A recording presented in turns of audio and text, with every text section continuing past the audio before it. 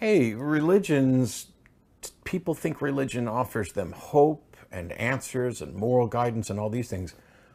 What does atheism offer? What is it about atheism that is so compelling that I should give up my religious beliefs and go down this pathway of labeling myself an atheist? Before we go a step further, I want to let everyone know this video is not an attempt to get Matt Dillahunty to debate me. I want to let everyone know officially that I am no longer going to be pursuing a debate with Matt Dillahunty. If Matt Dillahunty chooses to lift the restriction for me calling the atheist experience, I will no longer call the atheist experience. If Jenna Peoples, that guy Russell on the atheist experience, or Matt Dillahunty wants to debate me or contact me, you will be ignored and blocked from my YouTube channel if you start bothering me. You have made it clear that you don't want to debate me. You have made it clear that that I'm not worth your time and everything. So what I'm going to do for my audience is show everybody what would have happened to you if you ever did decide to have a debate with me. And you want to know what, Matt? There's nothing you can do about it. Nothing. It's time for preaching to the choir ministries. The fool has said, in his heart there is no God, they are corrupt. Hey, people think religion offers them hope and answers and moral guidance and all these things. What does atheism offer? What is it about atheism that is so compelling that I should give up my religious beliefs and go down this pathway of labeling myself an atheist? Now, I agree that the knee-jerk typical answer is atheism doesn't offer you anything. Atheism is a position on a single issue. It's either a simple rejection of the claim that some God exists, or perhaps in the case of hard atheism, it is the acceptance of the claim that no gods exist. From my experience from talking to you atheists is this: whenever an atheist tells me or gives me that answer that atheism doesn't offer you anything, there's a few things that run through my mind. Number one, why would I give up $1 million for no dollars? If you're not offering me anything, then you're essentially offering me diddly squat, and you want me to give away all of the things that I have for nothing. That would be illogical, and that would be stupid on anyone's part. Okay? Especially if you're trying to make a fair trade-off or whatever, right? Number two, what a lot of you don't understand is this. The atheist is trying to offer you something. The atheist is trying to offer you freedom. Freedom from religion. The bondage of religion. The tyranny of religion. And the way they try, and by the way, you never asked to be free from anything. Because from your perspective, you were worshiping a God, and I'm referring to Christians here, you were worshiping a God, or are worshiping a God that is loving, caring, merciful, and has all these other attributes with him. Okay? The atheist will then bring their straw man arguments into your life and start questioning you on things that they don't fully understand themselves. And if you are ill prepared for dealing with that atheist, you might actually start believing what they're saying when you shouldn't. And it is a fatal mistake to do. So Matt, atheists are offering Christians something. And you know that full well, which is why you host the atheist experience every week. But, getting a little bit ahead of myself, let's listen to a little bit more of what you have to say. But a position on a single issue doesn't tell you anything about any other issue necessarily, so atheism doesn't offer you anything. It's not meant to. It's not a worldview. It's not a platform or a model by which you should structure decisions in your life. That's very intellectually dishonest of you to say. Everybody has a worldview, Matt. Everybody, including you. Let's do a quick reading of a definition here, shall we? A worldview, a particular philosophy of life or conception of the world. Nearly all atheists in the world, and I mean 99.99999% of them, when you become an atheist, you become a secularist, where you don't want religion taught in the public sphere. I have hardly ever seen an atheist on the internet that argues that religion should be in politics, that religion should be in our schools, or anything like that. It is very, very, very, very, very rare to find somebody like that. Not saying that I found them, I'm just saying that it's rare. And I'm just giving you the benefit of the doubt. The point is, the majority of the atheists out there are secularists, and these atheists share a secular worldview. of a worldview that does not include a God in church or state. I don't know, Matt. Can you give me at least one atheist that doesn't mind or actually advocates and votes for the fact that God should be involved in our lawmaking?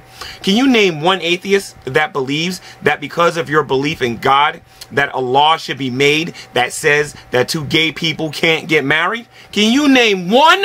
No, you can't. You want to know why? Because your worldview doesn't include God. So you do have a worldview. It's just called secularism. Try again.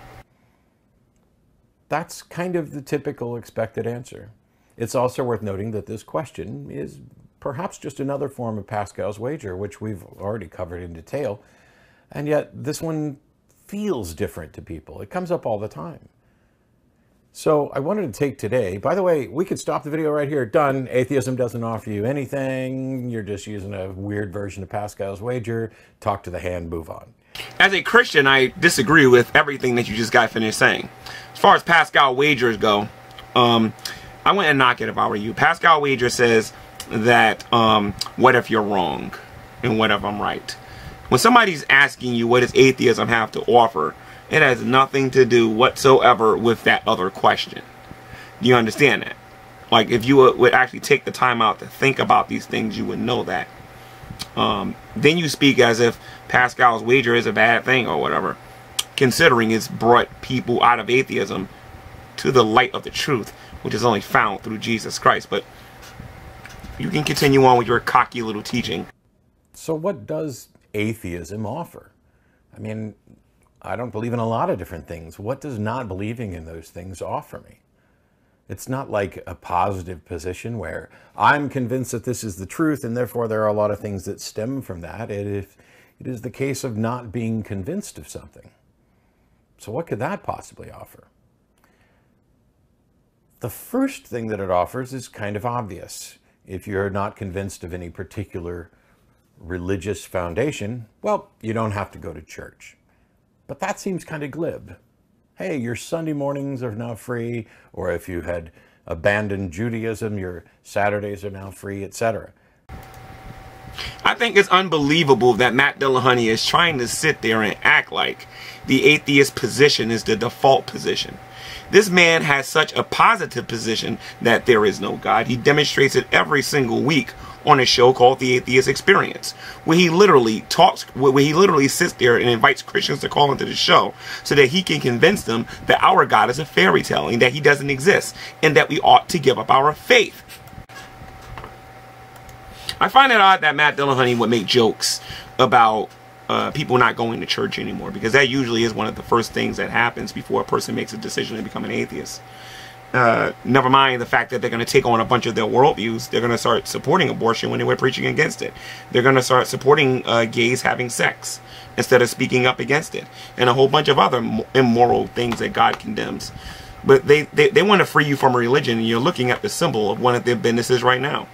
But I find it very intellectually dishonest of Matt Dillahunty to sit there and act like he doesn't know what he's doing when he's pushing his aggressive atheism on everyone via the Atheist Experience, debates, and his a platform where he literally teaches atheists how to debate against Christians and lose.